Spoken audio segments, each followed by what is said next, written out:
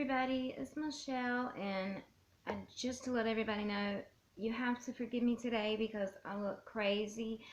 I was sick all last night, sick this morning, but I still wanted to read my book. I mean, it's like the universe looked at me and said, "Oh, you were thinking about feeling good today? No, no, not today." So y'all just have to bear with me, and hopefully it'll come out right. Okay, last time we left off on, we read chapter 6, The Boss of Lunch, where she had a dream and she was the boss of lunch in her dream at the school. Alright, yes, she goes to her little job in the kitchen at school and she's so excited. She's got an apron and her hand mitts and everything. And that is the picture from what chapter we read yesterday. Alright, and let me turn this up a little bit so everybody can hear me. Okay. Alright, so chapter 7 is jobs. Pretty soon, Miss Gutzman told me all about my jobs. You're going to have three fun jobs today, Junie B, she said. I think you're going to like all of them. She took me to the long counter where the children push their lunch trays, and she showed me where the napkins go. Your first job will be to keep napkins stacked up right here on the countertop. If the napkin piles start to run out, just reach under the counter and get more, okay? Do you think you can do that for me, Junie B? I nodded real fast.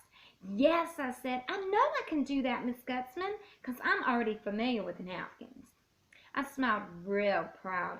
I use napkins at my very own house, I said. I use them to wipe my mouth after dinner. Plus, sometimes I use my sleeve. And here's Junie B folding napkins like Mrs. Gutzman has asked her to do. See it? All right.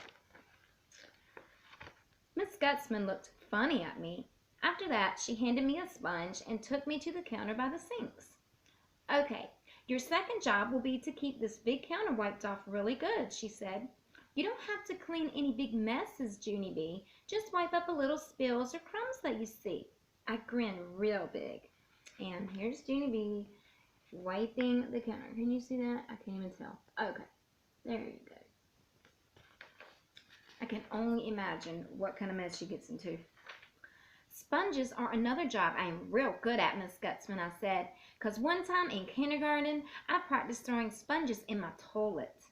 And I didn't even miss the pot hardly.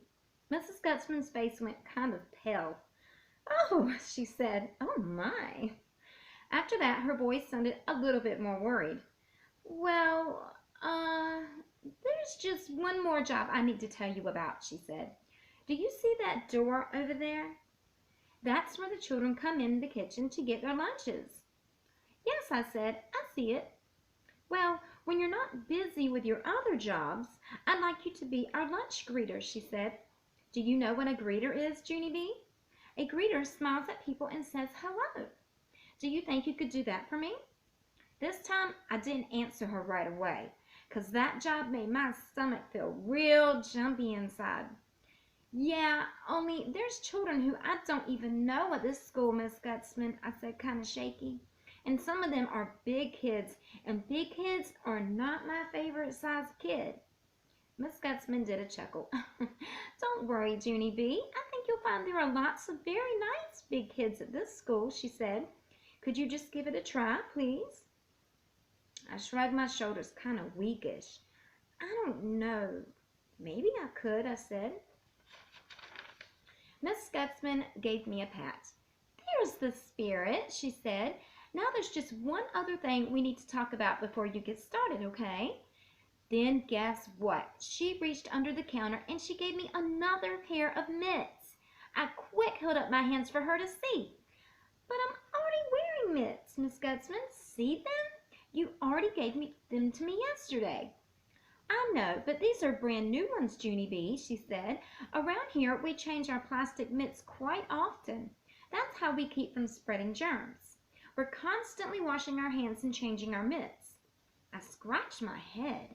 No kidding, I said. Really? You mean I'm supposed to wash my hands plus wear mitts? My, that's a lot of hygiene, isn't it? Miss Gutzman did a teensy frown. Then she took me to the sink and she washed my hands really good. After they were dry, she put the new mitts on me. Whoa, these are the cleanest hands I ever even saw, I said. And here she is with her brand new washed hands. And she seems very ecstatic about that. All right. After that, I skipped back to the counter and I began stacking the napkins. Pretty soon, the kitchen started getting smells in it. I sniffed in the air. The smells were not delicious. "Pete, you," I said kind of quiet. Miss Gutzman looked over at me. I held my nose. "I smell stink," I said. Miss Gutzman did not look happy about that. "Holding your nose is not sanitary, Junie B. Now you'll have to change your mitts again." I kept right on holding my nose. "Yes, but if I let go of my nose, the stink will get in my nostrils," I explained. "And that smell is not delightful." Miss Gutzman looked very annoyed at me. "What you're smelling is our lunch today, Junie B," she said. "We're baking tuna noodle casserole. We're going to be serving it with carrots and peas."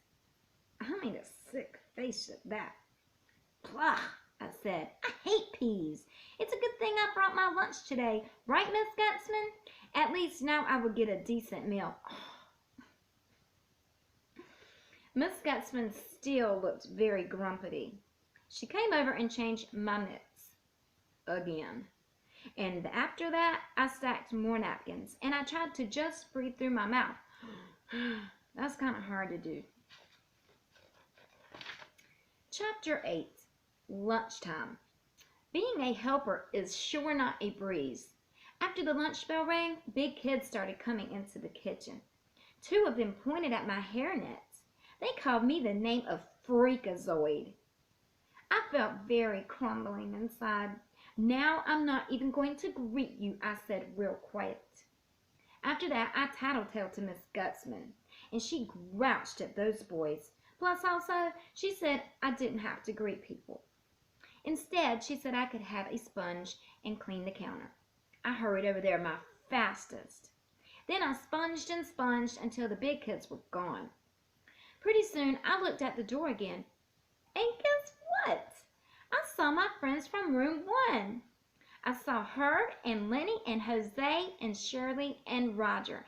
They were at the counter with their trays. I ran over to them speedy quick. "Hello, everyone. Hello. Look at me. See me working in here? I am being a big helper. See me?" All of them waved and waved. "Hi, Junie B. Hi," they said. I skipped around and around in a circle. "See my outfit? I am a real professional lunch maker. See, I look just like Miss Gutzman." I showed them my sponge, and look at this. I have all the equipment. After that, I ran back to the sinks, and I showed them how I wipe the countertops. "Can everyone see me over here?" I asked. "I am the boss of this whole entire sponge area." And here she is, cleaning the counters with her lovely sponge and showing all her friends how she's doing that. And she thinks she's the boss. I'm sure in her mind she is. After that, I zoomed to the napkins. "Plus also, I am the boss of the napkins," I said. "See how I stack them? If I keep up the good work, someday I'll be the boss of this whole operation probably." Just then, May came in the door. She did a mean laugh. "You're not a real lunch maker, Junie Jones," she said. "They're just letting you pretend. Don't you know that?" All of a sudden, I felt steamy mad inside, 'cause I am sick and tired of that dumb girl. I stamped my foot real hard. "Yes, I am too a real lunch maker. Can't you even see my outfit, May? If I am not a real lunch maker, then how come I'm wearing mitts and a hairnet? Huh?" May did not answer. "I tell you why, sister," I said, "'cause I'm keeping hair and germs out of the tuna noodle stink. That's why. So back off." Behind me, I heard Miss Gutzman groan. "Oh." I turned around to see her. Her face looked very sickish. I turned back to room 1. Their faces looked real sickish too. One by one, all of them put their lunch trays back. "I don't really feel quite that hungry anymore," said Herb, kind of quiet. "Me neither," said Jose.